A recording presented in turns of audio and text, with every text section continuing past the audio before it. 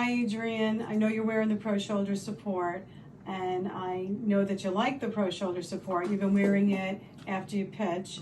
So do you usually wear it after a bullpen or after practice, after a game? When do you usually wear it? Every time after I'm done throwing, almost every time. Okay, good. And it feels like it gives your shoulder support afterward. How do you feel? Can you describe it? 100%. Got a lot of support under my shoulder and my arm.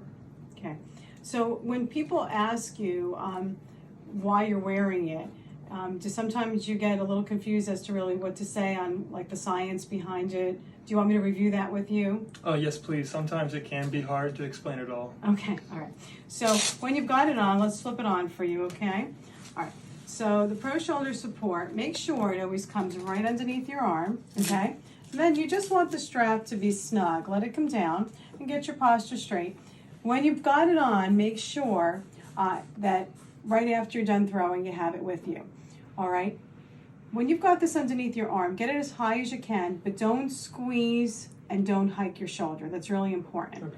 all right? Just let your shoulder relax, all right? In this position, what you can explain to your friends that are saying, what is this thing? They've never seen it before. Why aren't you putting an ice pack on, all right? What you want to say is this position is where your rotator cuff gets more blood flow to it.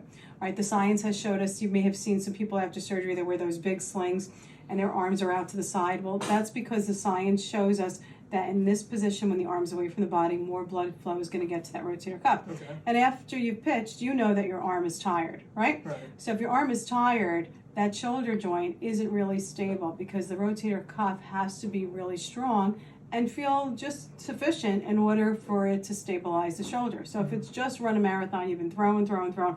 it's tired. So what's going to happen is the joint, when it's tired, kind of moves. So if the joint here on the inside of the shoulder, you've got the head of the shoulder, sometimes that joint will move a little bit around, kind of rotates and moves, and can pull on that labrum, which is inside that cup. Gotcha. Because the rotator cuff's tired. So the arm weighs, doesn't it? Right. And you know, you kind of feel that dead arm feeling or that heavy feeling after you've pitched. So this is like, you put your feet up if your legs were tired, right? So this is putting your shoulder up. It's kind of keeping the head in the place in the socket. So get your shoulder in a healthy position and your rotator cuff can recover, gets more blood flow to it. Your shoulder joint stays more stable.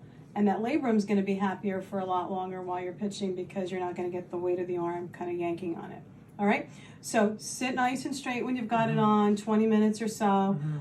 You can put it on your drive home. Never wait the pitching arm after you're done pitching.